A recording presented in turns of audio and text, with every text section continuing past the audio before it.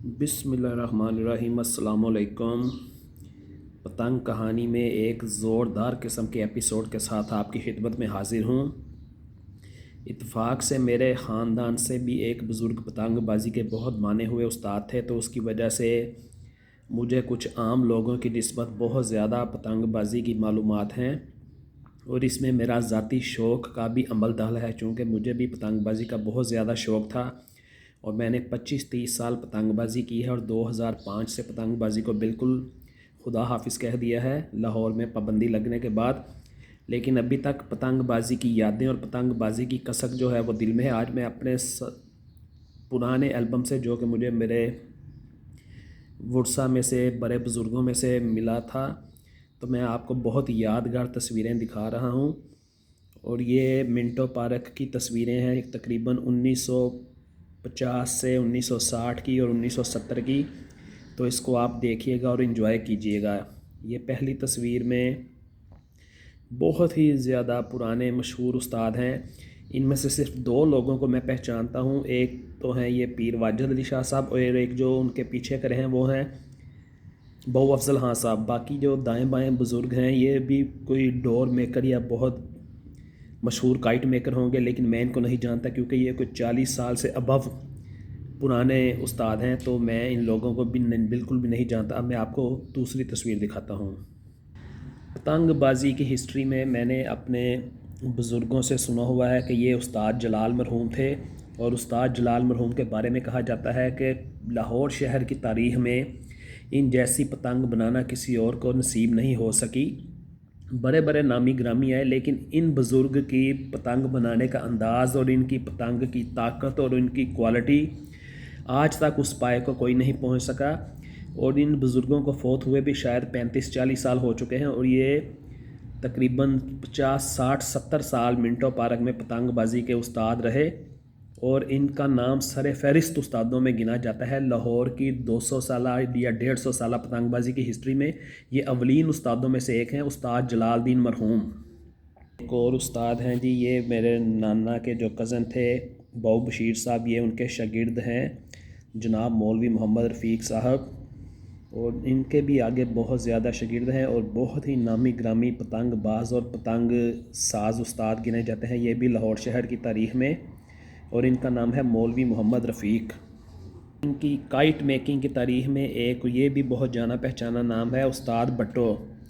तो ये पुराने एल्बम में से जो कलेक्शन है पतंगों बनाने वालों की और पतंग उड़ाने वालों की, ये किसी पुराने रिकॉर्ड में से मुझे तस्वीरें मिली थी, तो ये मैं आप लोगों के साथ शेयर कर रहा हूँ। ये हैं जी उस्ताद भट्टो काइट मेकर।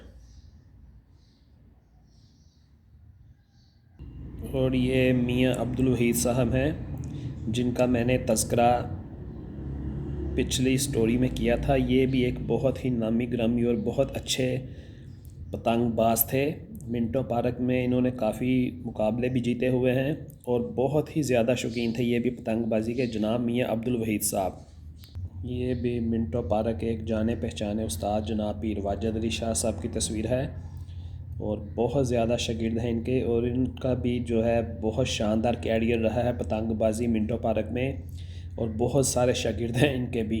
ये भी एक बहुत नामी ग्रामी उस्ताद मेरे नाना के कज़न के दोस्त थे उस्ताद अलादीन, और इनका भी पतंग साजी और पतंगबाजी में बहुत नाम था और ये भी पुराने तरीन उस्तादों में से एक उस्ताद हैं उस्ताद अलादीन साहब। ये इनकी तस्वीरें मैं पहले भी आपके साथ शेयर कर चुका हूँ। ये बहु अफजल हाँ साहब, उस्ताद अफजल हाँ साहब के नाम से बहुत अच्छे काइट मेकर, बहुत ही ज़बरदस्त किस्म के ये पतंगबाज थे उस्ताद अफजल हाँ साहब। पतंगबाजी की 200 साला पुरानी तारीख़ का मैं पूरा आपको जो घराना और नरियाँ हैं उनका मैं शजरा आपको दिखा रहा हूँ। ये भी मुझे अपने नाना के जो भाई थे उनकी विसासत से मिला था किसी किताब में से। ये देख सकते हैं घराना और नरियाँ, पहली दफ़ जो थी उस्ताद इमामदीन उर्फ मोची, और आगे ये उनके सारे शागिर्द और खलीफे, ये आप सारा देख सकते हैं। ये पतंगबाजी की 250 साला 200 साला मिंटो पार्क की जितनी पुरानी हिस्ट्री है, ये उसमें बहुत ही नामी ग्रामी जो उस्ताद थे ये उन सब का ये शजरा आप देख सकते हैं। एक बार फिर से मैं आपको दिखा सकता हूँ ताकि आपको पढ़ने में आसानी हो। सबसे पहले पतंगबाज़ी की इब्तदा मिंटो पार्क में या लाहौर शहर में जिन्होंने की वो थे उस्ताद इमामुद्दीन, आज से 200 साल पहले। और आगे से ये फिर उनके शागिर्द, फिर उनके शागिर्द, ये फिर आगे सारे ये आप देख सकते हैं।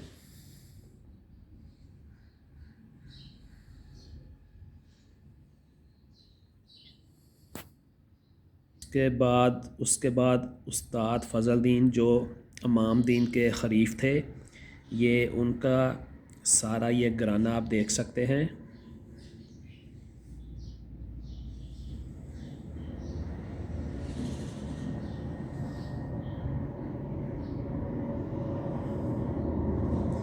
ये आपको बहुत ज़्यादा मदद देगा पतंगबाज़ी को समझने में। ये लाहौर शहर की 200 साल पुरानी तारीख़ का ये सारा शजरा है।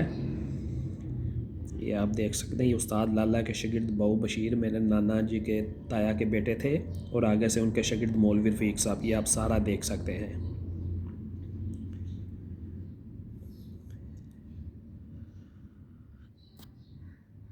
इसके अलावा पतंगबाज़ी में ये एक तीसरा घराना भी है जो कि बहुत ज़्यादा फेमस था। ये सारे उनकी लड़ी है, ये आप देख सकते हैं।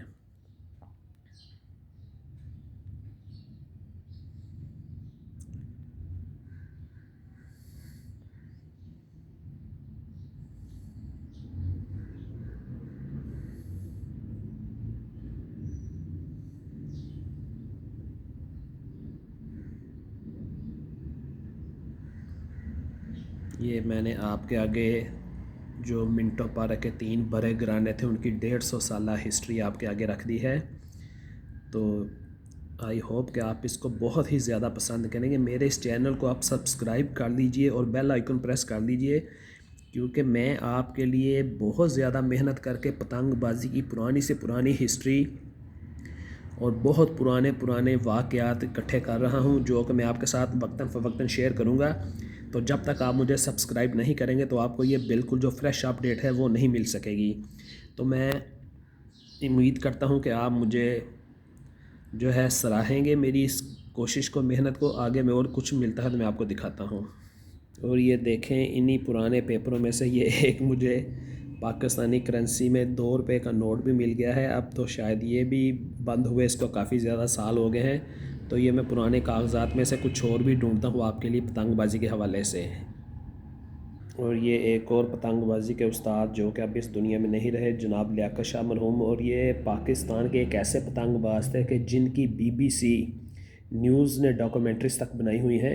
इनके पास अपनी ज़ात के लिए उड़ाने के लिए 5000 चरखियाँ हर वक्त इनके घर में होती थी, और ये पाकिस्तान की एक बहुत ही हिस्टोरिकल शख्सियत हैं। ये मैंने न्यूज़पेपर में इनका पढ़ा हुआ था किसी आर्टिकल में। तो ये है जनाब लियाकत शाह। तो मैं यहीं पर अपने व्लॉग को ख़त्म करता हूँ। इसको लाइक करें, शेयर करें और सब्सक्राइब करें, और भाई को दुआ में याद रखें। किसी और नई कहानी के साथ आपसे मुलाकात होगी, तब तक के लिए अल्लाह हाफिज़।